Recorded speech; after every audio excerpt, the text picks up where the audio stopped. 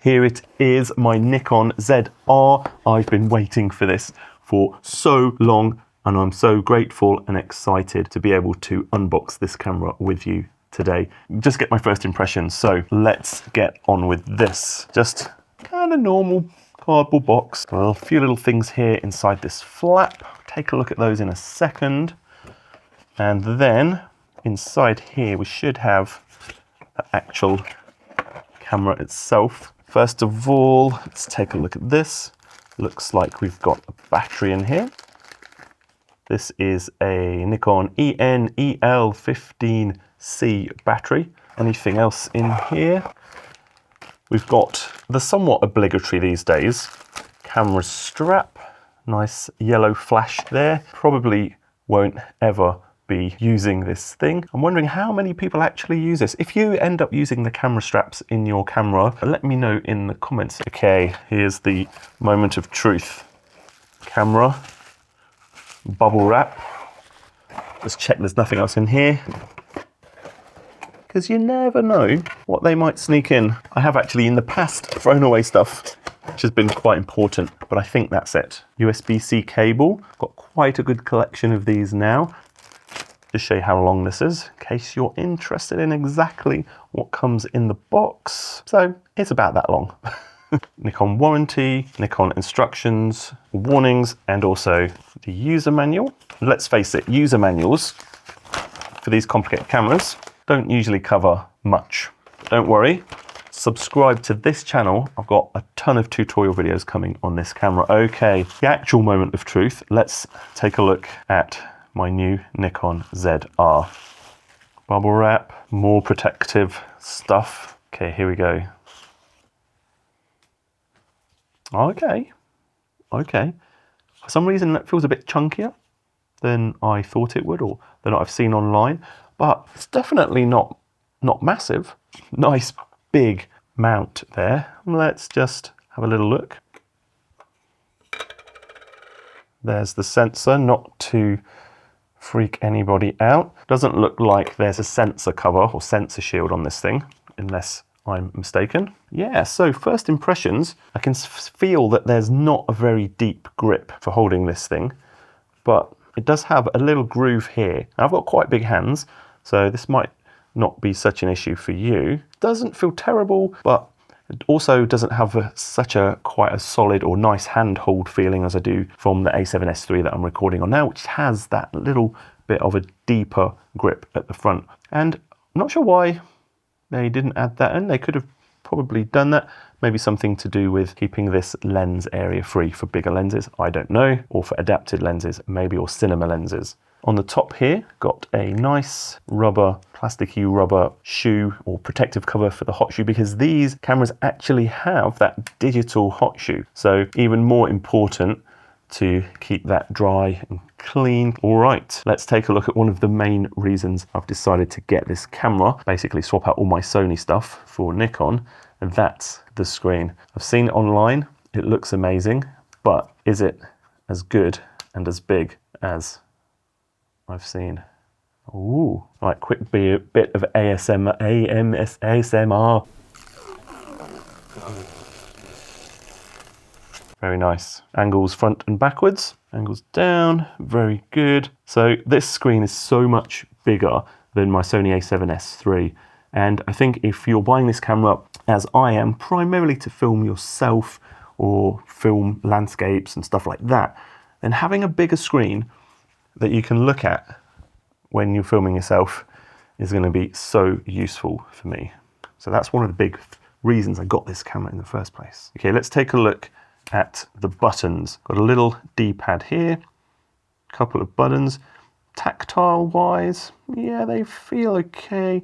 Not really any of a click sound. Feel a bit springy, but okay.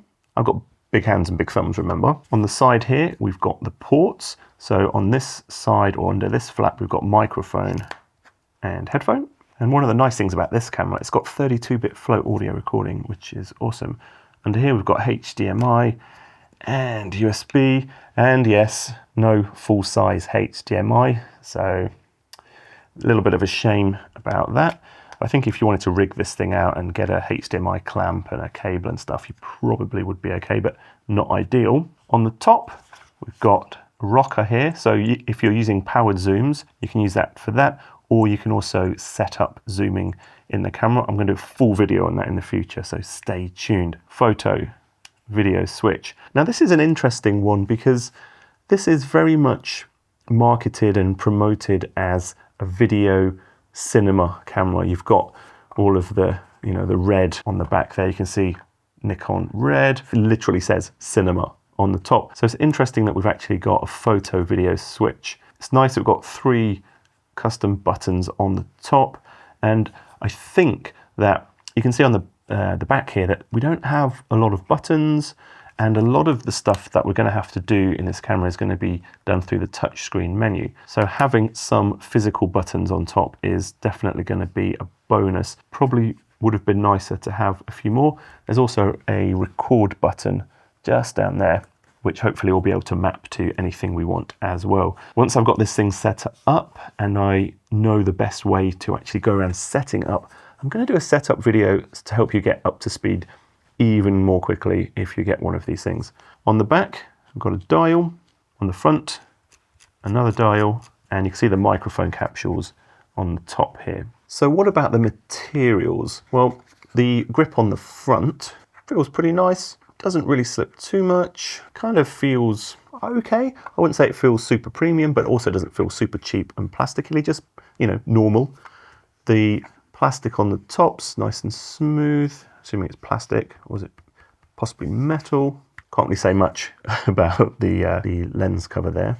All in all, it feels pretty solid. Underneath, we've got the battery compartment, and we've also got the CF Express slot, the micro SD slot. If you're wondering what the best cards are for this thing, I've got a couple of dedicated videos talking about that coming up, so make sure you subscribe if that's something that you're interested in. And also, hot card warning. Not at the minute because there's not one in there. One of the other limitations of this particular camera, I don't think it's a deal breaker by any means, it just means it's going to take a bit of extra effort, is it doesn't have any extra mounting points. For a cinema camera, that's a little bit disappointing, but perhaps they've got so much stuff and value crammed into this thing that there might not literally have been space to drill any more holes and put any more mounting points in. So all we've got on the bottom is one mounting point and this locating hole, pin hole. I do imagine that there's going to be quite a few little cages,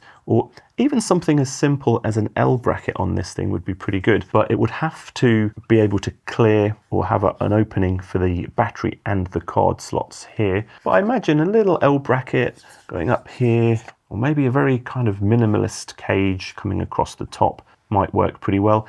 And the good thing is, even though I'm not using, this strap, I won't be using that, I don't think, but we have these quite solid strap holes here. And I imagine that with the right design, a cage or an L bracket or something like that could actually use these as locating points, so it can kind of slot in there or in the top to give a little bit of extra rigidity to that cage. I'm going to go and get this battery charged up. I'm going to capture my first ever footage with this thing. Please subscribe. I'm really excited about this camera and the possibilities that it's going to bring. I'm going to be doing a comparison with my Sony video camera. Remember that this shoots 6K and my Sony only shoots 4K. So it's going to be super interesting to see how the two things compare. And I can actually feel something wobbling around in here. I'm not sure if that's the sensor with the IBIS. I hope it is, because I might have a problem otherwise. Anyway, that's enough waffling on. Hopefully I'll see you in my next Nikon ZR video. Let me know your thoughts in the comments, and I'll see you in the next one.